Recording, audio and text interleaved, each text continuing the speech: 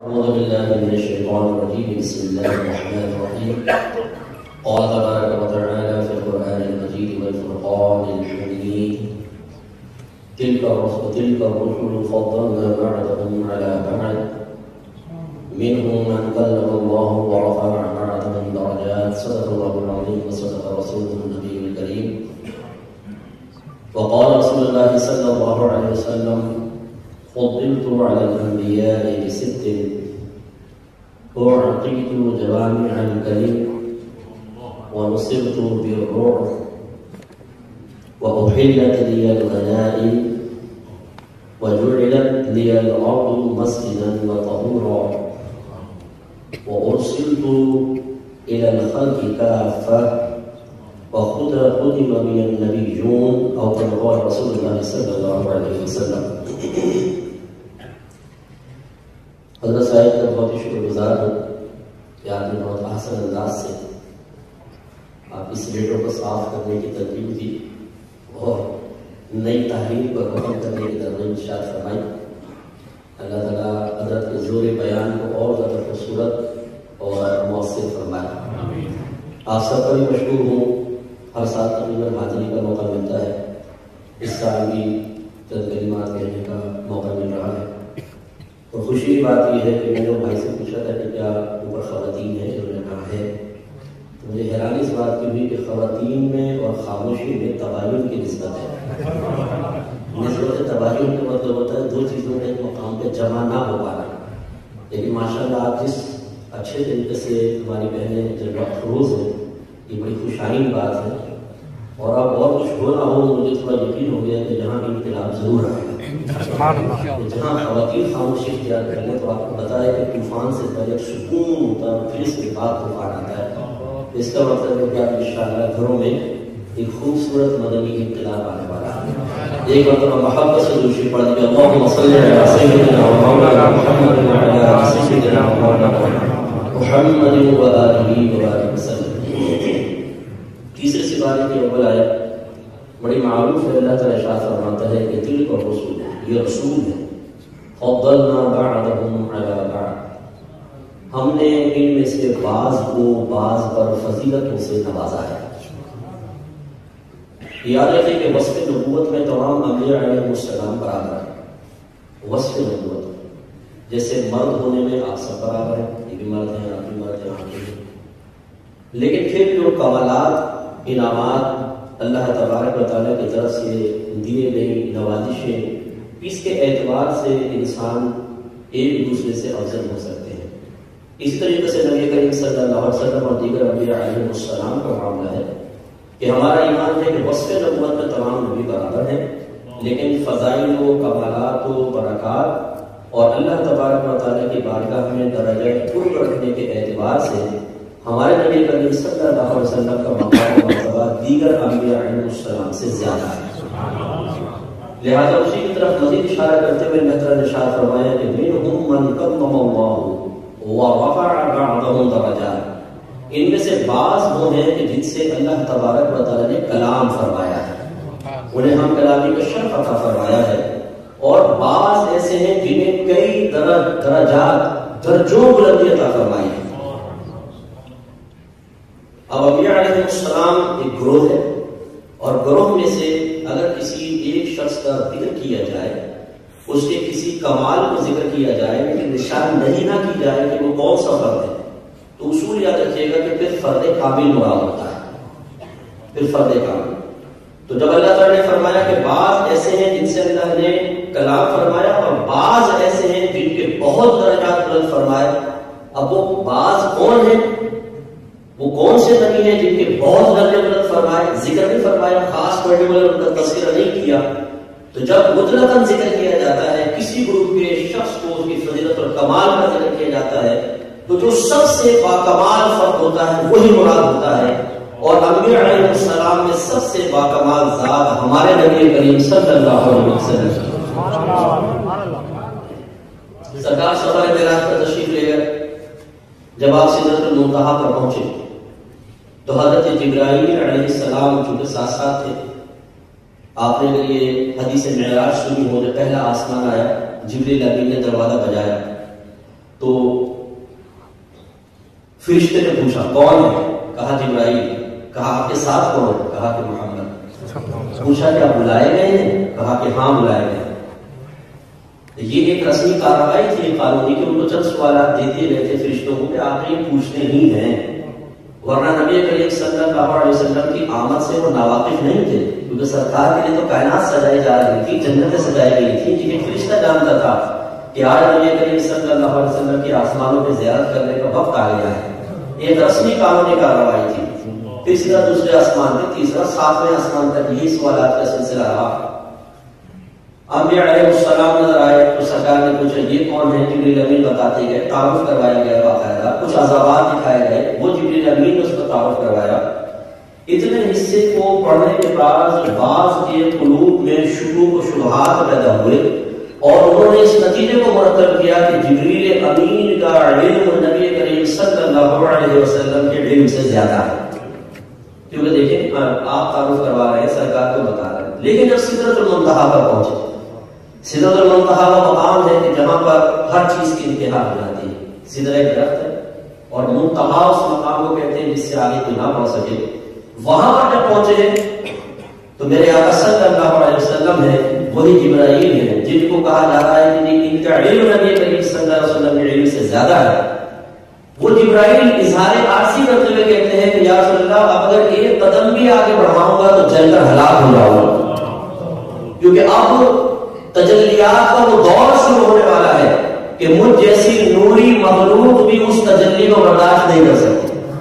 جواب میں میرے آقا صلی اللہ علیہ وسلم نے یہ نہیں فرمایا کہ جبرائیل جب تم نہیں جانتے تو تم تو مجھے رستہ دکھاتے آئے ہو تو میں کیا جانوں گا، اور جب نوری مخلوق جل کر ہلاک ہو جائے گی تو بشر کا درجہ والا ہلاک ہو جائے گا. نہیں، بلکہ میرے آقا صلی اللہ علیہ وسلم نے فرمایا کہ جبرائیل اگر آپ کی کوئی حاجت ہے تو مجھے بتائیں، میں اللہ کی بارگاہ میں پیش کر دیتا ہوں.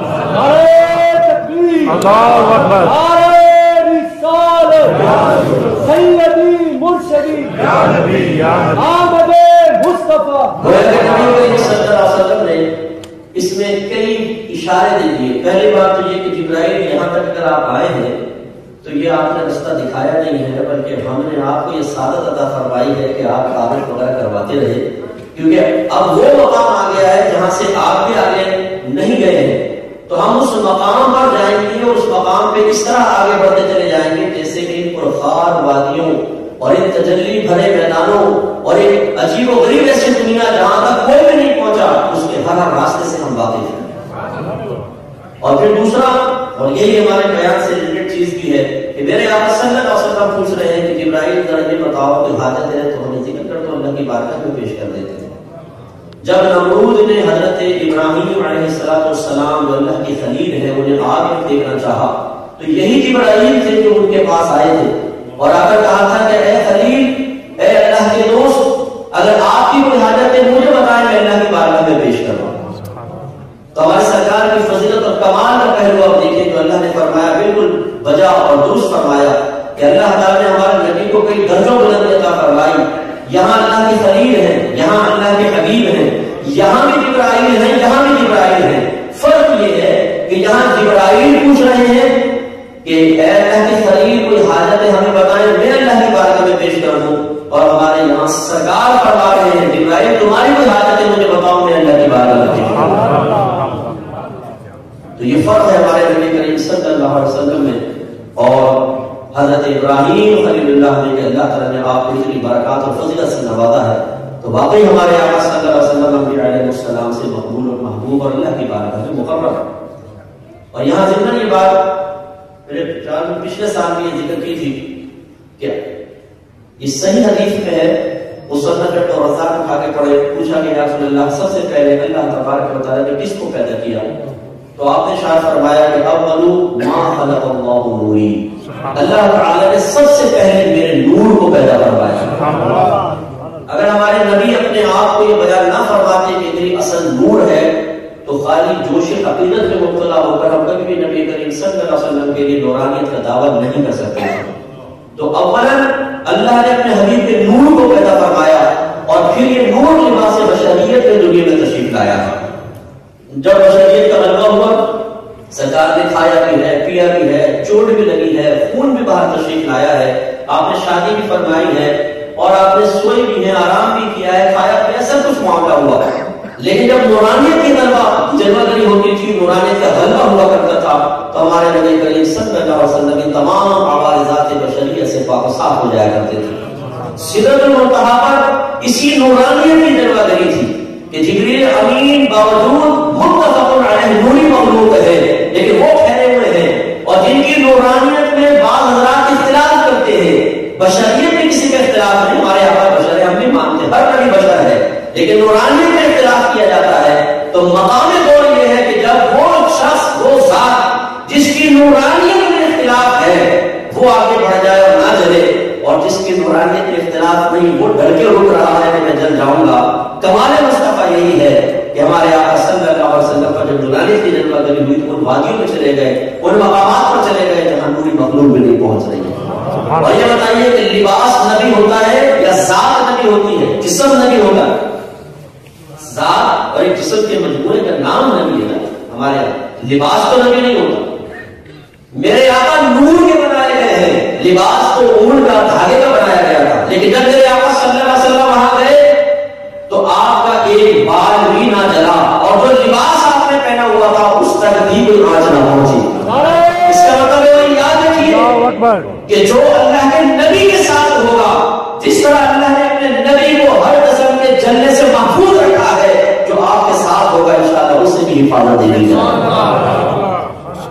تو اللہ تعالیٰ نے اپنے حبیب صلی اللہ علیہ وسلم کو بڑا مقام و مرتبہ عطا فرمایا. سفر معراج کی ہے، جب سرکار بیت المقدس میں تشریف لے گئے تو آپ کو معلوم ہے کہ تمام انبیاء علیہ السلام وہاں موجود تھے. میرے آقا صلی اللہ علیہ وسلم نے وہاں پر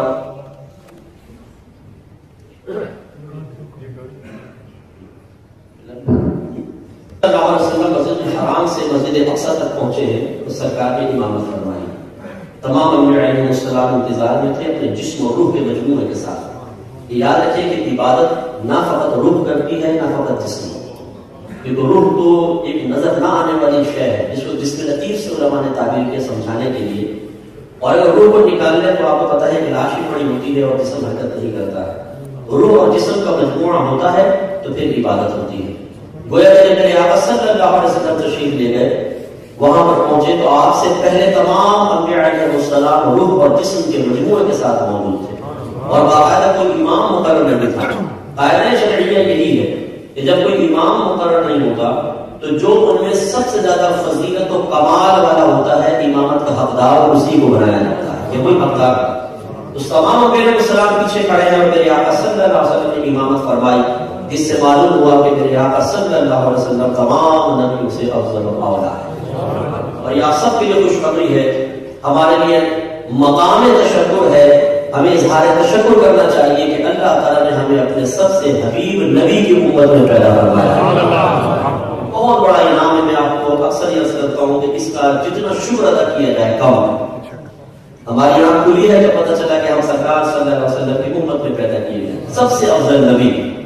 اور ہم نے طلب نہیں کیا تھا کہ ہمارا ذاتی کمال نہیں، اللہ تعالیٰ نے ہمیں اپنے حبیب کی امت میں پیدا فرما کے سب سے افضل امت میں بنا دیا. اب بلا مبالغہ آپ نے اللہ کی قسم کھا کر کہہ سکتے ہیں کہ پچھلے نبی بھی آئے، ہمارے نبی بھی آئے، لیکن ہمارے نبی پچھلے تمام نبیوں سے افضل.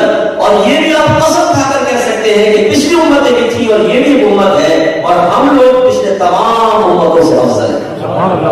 انشاءاللہ جنت میں سب سے پہلے ہم داخل ہوں گے پچھلی امت میں. اور مسلم کی جو میں نے حدیث عرض کی، اسی پر میں انشاءاللہ کلام کر کے اپنے بیان کے اختتام کی طرف لاؤں گا. میرے آقا صلی اللہ علیہ وسلم نے ارشاد فرمایا کہ فضلت علی الانبیاء بست. اللہ تبارک و تعالی نے مجھے تمام انبیاء علیہ السلام پر 6 چیزوں کی وجہ سے فضیلت عطا فرمائی. سرکار کا صحیح کلام ہے کہ میں سب سے افضل ہوں. اللہ تبارک و تعالی نے اور بے شمار چیزیں دی ہیں، لیکن اس حدیث میں ایک ساتھ میرے آقا صلی اللہ علیہ وسلم نے 6 چیزوں کا تذکرہ فرمایا کہ اللہ تعالی نے مجھے 6 چیزوں کے سبب تمام نبیوں پر فضیلت عطا فرمائی. ان میں سے پہلا عطا فرمایا کہ وہ اعطیت جوامع الکلم. اللہ تبارک و تعالی نے مجھے جوامع الکلم سے نوازا ہے.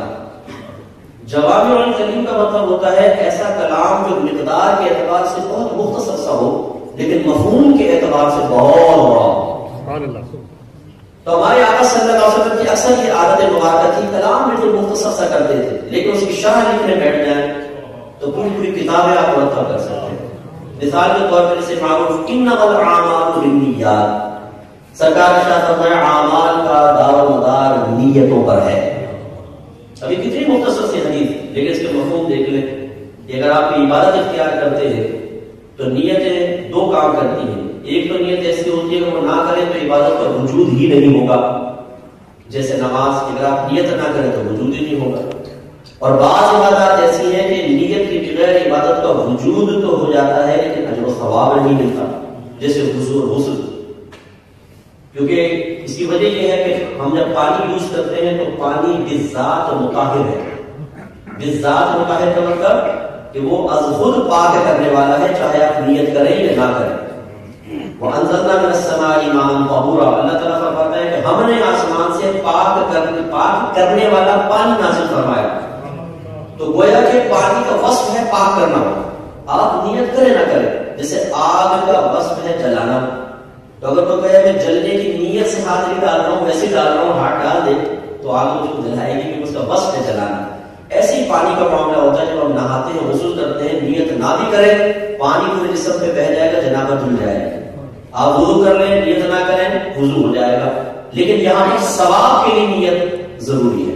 اسی لیے اس قسم کے مواقع پہ ہمارے علماء احناف نے فرمایا کہ انما الاعمال بالنیات کا مطلب ہے انما ثواب الاعمال بالنیات، کہ بے شک اعمال پر ثواب کا دار و مدار نیتوں پر ہے۔ ایسے میرے آقا صلی اللہ علیہ وسلم نے ارشاد فرمایا خیر الکلام ما قل ودل، سب سے کلام میں سب سے بہتر وہ ہے جو مقدار کے اعتبار سے مختصر اور اپنے مقصود پر دلالت کے اعتبار سے بہت ہی بہترین، کلام بدل مقصود پر دلالت کرنے والا۔ ایک روایت میں آیا کہ من صمت نجا، جو وہ چپ رہا اس نے نجات پائی۔ دیکھیں کتنے مختصر باتیں ہیں، لیکن اگر آپ اس کا غور کریں جو چپ رہا اس نے نجات پائی۔ اکثر ہماری زبان کی وجہ سے ہی آفات آتی ہیں، رشتہ داریاں ختم ہو جاتی ہیں، ہم علماء کی شان میں بے ادبی کر بیٹھتے ہیں۔ جیسے آج کل سوشل میڈیا اگر اس میں کلام نہیں تو لیکن ہاتھ کو ملے تو کلام کی قائم مقام بنی ہوئی ہیں۔ آج کل جس کا دل چاہتا ہے، جو چاہتا ہے، جس کو استنجا بھی نہیں کرنا آتا، وہ بھی بیٹھ کر علماء کو چیلنج کر رہا ہے کہ آؤ ہم سے مقابلہ کر لو، گالیاں بک رہے ہیں علماء کو، برا بھلا کہہ رہے ہیں۔ اور ایسے نادان لوگ بھی یہاں شاید بیٹھے ہوں، میں آپ کی سنا دیتا ہوں۔ میرے آقا نعمت امام سنت مجدد دین و ملت شاہ احمد رضا خان علیہ رحمت الرحمان فرماتے ہیں کہ بے علم کو دین کا دفاع کرنا سخت حرام ہے۔ فتح پر زمین موجود ہے، کیونکہ وہ بے علم شخص دین کا دفاع نہیں کرے گا، ان کا بڑا بھر کرے گا۔ جیسے کہ ہمارے پاس جوشیلے نوجوان دوسروں کے اکابرین کو ماں بہن کی گالیاں بکتے ہیں، گندی گندی گالیاں، اور جواب میں وہ ہمارے اکابرین کی عزت اتارتے ہیں۔ میرے آقا صلی اللہ علیہ وسلم نے ایک دفعہ صحابہ کرام سے ارشاد فرمایا کہ تم میں سے کوئی بھی اپنے ماں باپ کو گالی نہ بکے۔ تو صحابہ بڑے متعجب ہوئے، عرض کیا رسول اللہ صلی اللہ علیہ وسلم یہ کیسے ہو سکتا ہے کہ کوئی اپنے ماں باپ کو گالی بکے؟ سرکار نے ارشاد فرمایا جب تم کسی کے ماں باپ کو گالی بکتے ہو تو وہ تمہارے ماں باپ کو گالی بکتا ہے۔ گویا کہ سرکار نے سمجھایا کہ اگر تم کسی کے ماں باپ کو گالی بکو گے اور تمہارے گالی بکنے کی وجہ سے وہ جواب میں تمہارے ماں باپ کو گالی بکے گا تو گویا کہ تم خود اپنے ماں باپ کو گالی دینے والے۔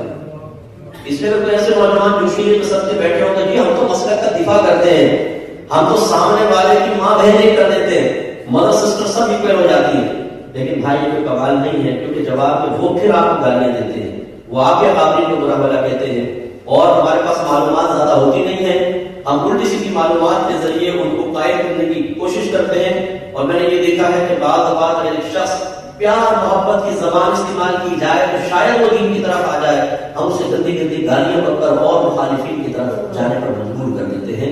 یہ غلط طریقہ کار ہے، تو اس لیے سرکار نے صحیح فرمایا من صمت نجا، جو چپ رہا اس نے نجات پائی۔ ایک صحابی سرکار کی بارگاہ میں حاضر ہوئے، یا رسول اللہ مجھے کوئی نصیحت کیجیے۔ آپ نے فرمایا کہ غصے میں نہ آؤ۔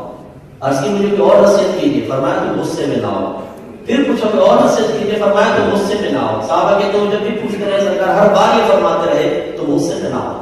اب تم غصے میں نہ آؤ، کتنا مختصر سا کلام ہے، لیکن اس میں سرکار نے بہت زیادہ ایک بڑا پیغام پوشیدہ فرمایا۔ یہ غصہ ہی وہ چیز ہے کہ جو بڑوں کے ساتھ بدتمیزی پر مجبور کر دیتا ہے۔ بہت سے شاید ایسے نوجوان بیٹھے ہوں گے جو غصیلے ہوں، تو غصے میں اپنے ماں باپ سے بدتمیزیاں کر بیٹھتے ہیں، سب جملے کہہ بیٹھتے ہیں، خصوصاً جب ماں باپ بوڑھے ہو جائیں، خصوصاً جب کمانے کے قابل نہ رہے اور ہم اپنے چند ٹکے ان کے ہاتھ پر رکھ کر یہ سمجھے کہ شاید ہم نے ان کے احسانات کا بدلہ اتار دیا ہے، تو پھر بات پہ خود بخود غصہ آنا شروع ہو جاتا ہے اور ہماری زبان چلتی ہے اور ہم اپنی آخرت کی بربادی کا سامنا کرتے ہیں۔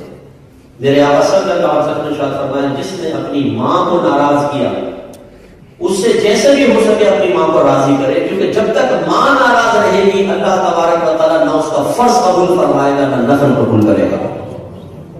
اور کوئی بھی پیار میں اور محبت میں ماں کی نافرمانی نہیں کرتا، غصے کے اندر بیوی کی فیور کر کے ماں کی نافرمانی ہوتی ہے۔ ایسے ہم غصے کے بعد بہت ظلم کر بیٹھتے ہیں، دوسرے کو مار دیتے ہیں، جیسے میاں بیوی کے معاملات ہوتے ہیں، غصہ آتا ہے تو شوہر بیوی کو مار دیتا ہے، اسے اس کی عورت ہونے کا احساس دلاتا ہے، حقارت کا احساس دلاتا ہے۔ اسی طریقے سے بعض اوقات ہماری بہنیں تشریف فرما ہے جو کہ یہاں پر قانونی طور پر پروٹیکشن حاصل ہے، ایک فون پر شوہر بدل کروانا پاسبل ہے، تو ہماری بہنیں بھی بعض اوقات ایسا ہوتا ہے کہ غصے میں آ کے شوہر کے ساتھ بدتمیزیاں کرتی ہیں اور بہت الٹی سیدھی باتیں کرتی ہیں۔ یہ بھی یقین یاد رکھے کہ گناہ کبیرہ ہے، بہت بڑا گناہ کبیرہ ہے۔ میرے آقا صلی اللہ علیہ وسلم نے ارشاد فرمایا کہ جس کا شوہر اس سے ناراض ہو، عورت کو چاہیے کہ اس کو فوراً راضی کرے، ورنہ اس پر فرشتے لعنت کرتے ہیں۔ کسی نے پوچھا رسول اللہ اگرچہ شوہر ظالم ہو، فرمایا اگرچہ ظالم اس کا ظلم اللہ تعالیٰ اس کو پکڑے گا، نہیں فرمایا گا، لیکن بیوی کو یہ حق حاصل نہیں ہے کہ وہ شوہر کے غریبان پہ ہاتھ ڈال دے، اس کے ساتھ بدتمیزیاں کرے۔ لیکن جن بچیوں کی گھر میں تربیت نہیں ہوتی، جن کی ماؤں نے ان کو ایک طرز عمل کر کے دکھایا ہوتا ہے کہ وہ اپنے شوہر کے ساتھ بدتمیزیاں کر رہی ہوتی ہیں، زبان چلا رہی ہوتی ہیں، تو بچیاں اس چیز کو اڈاپٹ کر لیتی ہیں، پھر جب وہ بیویاں بنتی ہیں تو وہ بھی اپنے شوہر کے ساتھ اسی طرح کا رویہ رکھتی ہیں۔ تو یہ غصہ کس قدر خطرناک ہے کہ انسان کو تباہ و برباد کر دیتا ہے۔ اسی غصے میں مبتلا ہو کر بعض اوقات انسان کی زبان سے کلمہ کفر نکلتے ہیں۔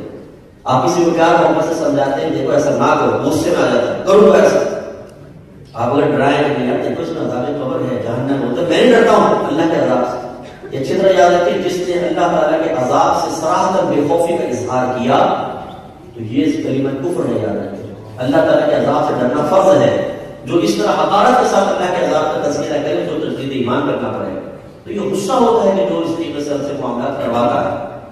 جو ہی چونکہ ہمارے یہاں کوئی مار پیٹ نہیں ہے، گرفت نہیں ہے، تو میں نے دیکھا ہے کہ علماء کے ساتھ عوام بدتمیزی کرتی ہوئی نظر آتی ہے، ان کے سامنے کھڑے ہو جائے، انہیں برا بھلا کہنا شروع کر دیں کہ بھائی مسجد کے اندر، خصوصاً اگر کوئی برادری پیچھے ہو، تھوڑا پیسہ ویسا ہاتھ میں آ جائے تو وہ پھر امام حضرات کے ساتھ بدتمیزی کر رہے ہوتے ہیں، ائمہ کے ساتھ بدتمیزی کر رہے ہوتے ہیں۔ تو یہ غصہ کیا کیا کرواتا ہے آپ نے۔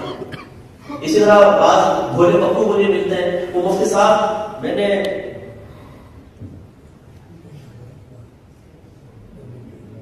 X826 MUP ہے، مسئلہ یہ ہے کہ بہت سے ایسے ہمیں بھولے بھالے شوہر ملتے ہیں، کہتے ہیں مفتی صاحب بس غصہ آیا کہ ان کو طلاق دیں، یہ طلاق ہوئی؟ اب اس سے پوچھو بھائی پپو پیار محبت میں کون بیوی کو طلاق دیتا ہے؟ اور ہم نے دیکھا اسی غصے میں گھر تباہ ہو جاتے ہیں، چھوٹے چھوٹے بچے ہوتے ہیں اور پھر وہ ہیلے بہانے ڈھونڈتے ہیں، جن کو ساری زندگی غلط کہتے رہے، برا بھلا کہتے رہے، جب 3 طلاق کا مسئلہ آتا ہے تو بےدینی کے آستانے میں پہنچ جاتے ہیں کہ جی کچھ رعایتی مسئلہ مل جائے گا، وہ پہلی قلم سنبھال کے بیٹھا وہ یہ 3 ایک ہوتی ہے کہ وقت کی فکر مت کرے، جاؤ حرام کو حلال کر لو اپنے لیے، اور فوراً خوشی خوشی کو مسئلہ سیکھ کر آ کر ایک حرام والی زندگی گزارنا شروع کر دیتے ہیں۔ تو جس نے غصے کو اپنے قابو میں نہیں کیا، خصوصاً اگر کوئی ماں باپ ایسے بیٹھے ہیں تو یاد رکھیں اپنے ہاتھوں سے اپنی اولاد کو تباہ کر رہے ہیں، اسی غصے میں ماں کا قتل ہو جاتا ہے، اسی غصے میں انسان اپنے آپ کو نقصان پہنچاتا ہے۔ تو ہمارے سرکار نے واقعی مختصر کلام میں بہت بڑے بڑے پیغام سرکار نے دیے، اس کو سمجھنا چاہیے۔ دوسرا سرکار نے فرمایا نصرت بالرعب، اللہ تبارک و تعالیٰ نے رعب اور دبدبے سے میری مدد فرمائی ہے۔ اور ایک روایت میں ہے کہ مسیرت شہر، اللہ تبارک و تعالیٰ نے مجھے 1 مہینے کے فاصلے سے روب سے نوازا ہے۔ یہ اگر کوئی دشمن مجھ پہ حملہ کرنے لگے، ابھی 1 ماہ کی مسافت پر ہوتا ہے کہ اللہ تعالیٰ میرا روب دبدبہ اور خوف اس کے دل میں ڈال دیتا ہے، وہ ہیبت زدہ ہو جاتا ہے۔ اور یاد رکھیں کہ جو واقعی زندہ کرنے والا ہوگا، جب وہ مدینہ منورہ حاضری کے لیے جائے گا، اس کے دل پہ روب اور دبدبہ ڈالا ہوگا۔ اگر آپ نے کبھی مدینہ منورہ کی حاضری پائی اور روضہ رسول کی قریب آ کے آپ کی کیفیت نہ بدلی، آپ کے بدن میں کوئی کپکپی تاری نہ ہوئی، آپ کا رنگ فق نہ ہوا، آپ کے دل میں خوف پیدا نہ ہوا، آپ کو اپنے اعمال کے ضائع ہونے کا ڈر پیدا نہ ہوا، تو سمجھ جائیے کہ ابھی آپ نے نبی کریم صلی اللہ علیہ وسلم کو حقیقتاً پہچانا ہی نہیں۔ اس لیے کہ میرے آقا صلی اللہ علیہ وسلم کی بارگاہ وہ بارگاہ ہے کہ کافر بھی اس بارگاہ میں آتے تھے تو دل گھبرا جایا کرتا تھا، تو پھر تو ہم تو مومن ہیں۔ سرکار سے پیار ایک الگ معاملہ ہوتا ہے، آپ بہت سے علماء سے پیار کرتے ہیں، شخص جیسے روح داغ والی ہوتی ہے، کہ ہم کہتے ہیں یار قریب آتے ہوئے ڈر لگ رہا ہے، اس میرا سلام کیا دینا دور سے۔ تو پیار اور روح یہ جمع ہو سکتا ہے اور ہونا چاہیے، اس لیے کہ میرے آقا صلی اللہ علیہ وسلم کی بارگاہ وہ بارگاہ ہے کہ جہاں پر ذرا سے ادنا سے بھی گستاخی ہو جائے تو ایمان اور ولایت سلب کر لی جاتی ہے۔ میں نے ایک روایت پڑھی تھی، ایک بزرگ نے اپنی کتاب میں لکھی ہے، اور اگر میں نے شیخ العلامات میں شیخ عبداللہ محمد سے دہلوی رحمۃ اللہ علیہ کی جس میں نے یہ دیکھی کہ ایک شخص تھے جن کو درجہ ولایت حاصل ہو گیا تھا، وہ مدینہ منورہ میں گئے اور ان کی زبان سے نادانستہ طور پہ یہ لفظ نکل گئے کہ جب انہوں نے دہی کھائی تو کہی کہ مدینے کی دہی کھٹی ہے، تو اللہ تبارک و تعالیٰ نے ان کی ولایت کو سلب فرما لیا تھا۔ صرف دہی کو کھٹا کہنے پر ذرا حقارت سے کہہ دیا تھا، وہ ایسی بارگاہ ایسا مقام۔ تو میں یہ خواص کے لیے بات کر رہا ہوں، عوام آپ تو ماشاءاللہ عاشق رسول ہے نا، محبت رکھنے والے ہیں، یاد رکھیے کہ روح اور دبدبہ قلب پر طاری ہونا چاہیے۔ ہمارے علماء نے فرمایا کہ یہ وہ بارگاہ ہے کہ جب جنید بغدادی اور باجنزین بستامی صاحب رحمۃ اللہ علیہ جیسے اللہ کے ولی وہاں پہنچتے ہیں تو سانس لینا بھول جاتے ہیں، جیسے نہ حضور سے سانس لینے کی گستاخی ہو جائے اور ولایت سلب ہو جائے اور ہمارے اعمال برباد کر دیے جائیں۔ اس لیے شیخ عبداللہ محمد سے دہلوی رحمۃ اللہ علیہ نے بڑی پیاری بات بیان کروائی، مدارج النبوت اٹھائیے، ارشاد فرمایا جیسے سرکار کی ذات کی تعظیم ہے ویسے ہی آپ کے ذکر کی بھی تعظیم ہوگی۔ لہٰذا کہتے ہیں کہ اکابرین سے منقول ہے کہ جب سرکار کا ذکر کیا جاتا تو ان کے چہروں کے رنگ فخر ہو جایا کرتے تھے، جسم حرکت کرنا بھول جاتے تھے، انتہائی احترام اور روح اور دبدبے کے ساتھ اس میں مبتلا ہو کر سرکار کا ذکر سنا کرتے تھے۔ تو ہمارے یہاں کچھ اور صورتیں ہو جاتی ہے، بعض اوقات سرکار کا ذکر چل رہا ہوتا ہے، اتنا ادب کا اہتمام نہیں کر پاتے، بہرحال خواص اور عوام میں فرق تو ہوتا ہے، لیکن اس چیز کو ہمیں ذہن میں رکھنا چاہیے کہ جس طریقے سے ذات کی تعظیم ہے ویسے ہی ذکر کی بھی تعظیم ہے۔ اس لیے امام صاحب نے فرمایا نا کہ آپ ٹیک نہ لگائیں، تھوڑا سا آگے آ جائیں، جس میں بڑا حکمت بھرا پیغام ہے کہ اگر بالفرض میرے آقا صلی اللہ علیہ وسلم یہاں جلوہ افروز ہوتے، کیا ہماری مجال تھی کہ ہم پیچھے ٹیک لگا کر بیٹھتے؟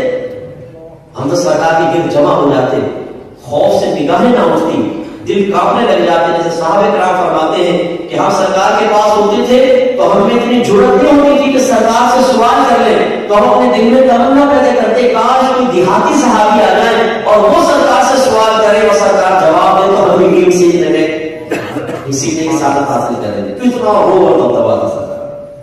اور علماء نے فرمایا کہ ایسے سرکار صحابہ کرام بیٹھا کرتے تھے کہ اگر ان کے سروں پہ کوئی پرندہ آ کر بیٹھ جائے اڑے نہیں، بالکل بے حس و حرکت سرکار کی۔ تو آپ نے مشہور واقعہ سنا ہے کہ سرکار صلی اللہ علیہ وسلم ایک مرتبہ کسی غزوے سے واپس آ رہے تھے، درخت کے نیچے آرام فرما رہے تھے، آپ کی تلوار شریف لٹکی ہوئی تھی، ایک کافر آ گیا اور اس نے آپ کی تلوار نکالی۔ سرکار نے اپنی آنکھیں کھولی، اس کی طرف دیکھا تو اس نے کہا کہ محمد آپ کو آج مجھ سے کون بچا سکتا ہے؟ میرے سرکار نے فرمایا اللہ۔ سبحان اللہ۔ تو شخصیت کا پہلے روح اور پھر سرکار کی زبان حق ترجمان سے جب یہ لفظ نکلے تو کام کیا، اس کے ہاتھ سے تلوار گر گئی، میرے آقا نے تلوار اٹھائی، فرمایا اب تجھے مجھ سے کون بچائے گا؟ تو کافر بھی جانتا تھا کہ سرکار کریم ہے اور کریم غالب آتا ہے تو اظہار کرم فرماتا ہے، اگر آپ چھوڑ دیں تو آپ کا کرم ہوگا۔ سرکار نے فرمایا اسلام لاتے ہو؟ کہا کہ نہیں، لیکن آپ سے وعدہ کرتا ہوں کہ آپ کے خلاف آپ کے دشمنوں کی کبھی مدد نہیں کروں گا۔ سرکار نے فرمایا جاؤ، تمہیں میں نے چھوڑ دیا۔ تو ایسا روح اور دبدبے سے سرکار کو نوازا کہ تو روح تو نصرت تو بالروح، سرکار فرماتے ہیں اللہ نے روح کے ساتھ میری مدد کی ہے۔ لیکن یہ یاد رکھیے کہ جب مشیت الہی غالب آئی ہے تو اس وقت کفار کی طرف سے روح نکلا بھی ہے۔ اللہ تبارک و تعالیٰ نے ایسا اپنی حکمت اور مشیت کے تحت، یہ میں اس لیے وضاحت عرض کر رہا ہوں کہ آپ بھی کہیں کہ غزوہ بدر میں بھی کفار سامنے تھے، ان کے باقاعدہ مقابلے پر آ گئے تھے، تو کیا یہ حدیث غلط ہے؟ ایسا نہیں ہے، روح اور دبدبہ ان کے تن پر بھی طاری تھا، لیکن جب بدبختی بعد غالب آتی ہے تو پھر ایک کیفیت دب جاتی ہے، دوسری کیفیت غالب آ جاتی ہے۔ جو آج بھی سرکار کی شان میں گستاخی کرتا ہے اس کا دل کتنا ہی سیاہ کیوں نہ ہو، ایک لمحے کے لیے دل کے قلب کے کسی حصے میں خوف اور روب اور دبدبہ ضرور اس کے ہوتا ہے، اور وہ بھی محسوس ضرور کرتا ہے کہ میں کیا کر رہا ہوں۔ اور کل بروز قیامت جب وہ سرکار کی شان اقدس کی حدیثیں پڑھتا ہے کہ سرکار کی مکمل طور پہ قدرت آزاد ہوگی، اللہ تبارک و تعالیٰ آپ کی طاقت کو آزاد کر دے گا، اولین آخرین آپ کی شان دیکھ رہے ہوں گے، اس کا میرا کیا ہوگا؟ لیکن آخر ابو جہل کی نسل قیامت تک چلے گی تو صحیح نا، روب ہے، دبدبہ ہے، سب کچھ ہے، جاتا ہے، اور انسان اسی کیفیت میں آگے بڑھ کر سرکار سے معاذ اللہ بدتمیزی اور گستاخی کا ثبوت دیتا ہے۔ لیکن ہم اہل محبت میں سے ہیں، سرکار کا ذکر بھی آئے تو دل گھبرانا چاہیے، سرکار کا ذکر ہو تو ادب اور احترام سے بیٹھنا چاہیے، یہ نہیں کہ پاؤں پھیلا کر گفتگو کر رہے ہیں اور ہم اور کسی حرکت پہ لگے ہو، یہ مناسب نہیں ہے، انتہائی ادب اور احترام کے ساتھ۔ پھر آگے سرکار نے مزید ارشاد فرمایا وَأُحِلَّتْ لِيَ الْغَنَائِمُ، اللہ تبارک و تعالیٰ نے میرے لیے مال غنیمت کو حلال کر دیا، حلال کر دی گئی میرے لیے غنیمتیں۔ مال غنیمت کہتے تھے جو کافروں پہ حملہ کرتے تھے، تو جو کافروں کا مال حملہ کرنے کے بعد قابو میں آتا تھا اسے مال غنیمت کہتے ہیں، اور اگر کافر خود ہی مال چھوڑ کے چلے جائیں، جنگ نہ ہو تو اس کو مال فے کہا جاتا تھا، اور یہ مجاہدین میں تقسیم کیا جاتا تھا۔ لیکن پہلے دور میں اگر کوئی نبی حملہ کرتا، مال غنیمت حاصل ہوتا تو اس کو پہاڑ پر رکھ دیا جاتا تھا، اور آسمان سے ایک آگ آتی تھی جو اس کو جلا دیتی تھی۔ گویا کہ پچھلے زمانے میں انبیاء علیہ السلام کے لیے مال غنیمت سے فائدہ اٹھانا منع تھا، حرام تھا، لیکن جب میرے آقا صلی اللہ علیہ وسلم دنیا میں جلوہ افروز ہوئے ہیں تو اللہ تعالیٰ نے اپنے قوانین میں ترمیم فرما دی ہے، سرکار کو آسانی عطا فرمائی ہے اور مال غنیمت آپ کے لیے حلال کیا۔ بخاری کی روایت ہے، اگر کوئی آپ سے پوچھے تو آپ یہ جواب دے سکتے ہیں کہ سرکار صلی اللہ علیہ وسلم کا ذریعہ معاش کیا تھا، تو اولاً ہجرت سے پہلے تجارت تھا، اور تجارت کے بعد جب آپ یہاں ہجرت کے بعد جب آپ یہاں تشریف لائے ہیں تو آپ نے خود ارشاد فرمایا کہ اللہ تبارک و تعالیٰ نے میری روزی نیزے کے سائے میں رکھ دی۔ تو جو مال غنیمت آتا تھا اس کے 5 حصے کیے جاتے تھے، 4 مجاہدین میں تقسیم ہوتے تھے، ایک سرکار کے پاس آتا تھا، پھر اس 5 کے 5 حصے کیے جاتے تھے، جس میں 4 حصے مسافروں، یتیموں، بیواؤں اور غریبوں اور سرکار کے رشتہ داروں کے لیے، اور ایک حصہ خالصتاً میرے سرکار کے لیے۔ اسی میں ضمن معلومات کے لیے میں کر دیتا ہوں کہ ایک باغ بھی سرکار کے پاس مال غنیمت میں سے آیا تھا، اس کو باغ فدق کہا جاتا ہے۔ جب سرکار کا وصال ظاہر ہوا ہے تو بی بی فاطمہ رضی اللہ تعالیٰ عنہ سیدنا صدیق اکبر رضی اللہ تعالیٰ عنہ کے پاس آئی کہ یہ باغ میرے والد صاحب کی ملکیت تھا، اب یہ مجھے دیا جائے کیونکہ ہم وارث ہیں۔ تو حضرت ابوبکر صدیق رضی اللہ تعالیٰ عنہ نے ارشاد فرمایا کہ مجھے میرے نبی کریم صلی اللہ علیہ وسلم نے ارشاد فرمایا تھا کہ نبیوں کی میراث تقسیم نہیں ہوتی ہے، تو جتنا حصہ قربا ہونے کے اعتبار سے، قریبی رشتہ دار ہونے کے اعتبار سے آپ کو پہلے ملتا تھا، میں اتنا آپ کو دیتا رہا۔ اس پر وقتی طور پر بی بی فاطمہ رضی اللہ تعالیٰ عنہ ناراض ہو کر چلی گئی تھی، پھر بعد میں صدیق اکبر رضی اللہ تعالیٰ عنہ کو تشریف لے گئے اور وہ بات سمجھ گئی اور یہ معاملہ ہو گیا تھا، صحیح ہو گیا تھا۔ تو بعض حضرات یہ کہتے ہیں کہ دیکھیں صدیق اکبر رضی اللہ تعالیٰ عنہ نے باغ فدق کو اپنے قبضے میں لے لیا، آل رسول کو نہ دیا تو آپ نے غصب کیا، معاذ اللہ صحابہ کرام غاصب ہیں، یہی عمر فاروق نے کیا، یہی عثمان غنی نے کیا، لہذا تمام صحابہ غاصب ہیں۔ ہمارے اہل سنت کے علماء یہ جواب دیتے ہیں کہ چوتھے خلیفہ کون تھے، ذرا یہ بتائیے۔ حضرت علی کرم اللہ وجہہ الکریم۔ تو اگر معاذ اللہ علماء ائمہ ثلاثہ جو پہلے کے 3 تھے، شیخین کریمین اور عثمان غنی رضی اللہ تعالیٰ عنہ، اگر انہوں نے ظلم کیا تھا تو اس ظلم کا تسلسل معاذ اللہ حضرت علی کے دور میں کیوں جاری رہا؟ ایسا کیوں نہ ہوا کہ حضرت علی نے وہ باغ حوالے کر دیا ہو؟ لہذا معلوم یہ ہوا کہ حکم شرع یہی تھا، اسی لیے حضرت علی رضی اللہ تعالیٰ عنہ نے بھی اس باغ کی پیداوار سے حصہ دیا ہے، اس باغ کو حوالے نہیں کیا ہے۔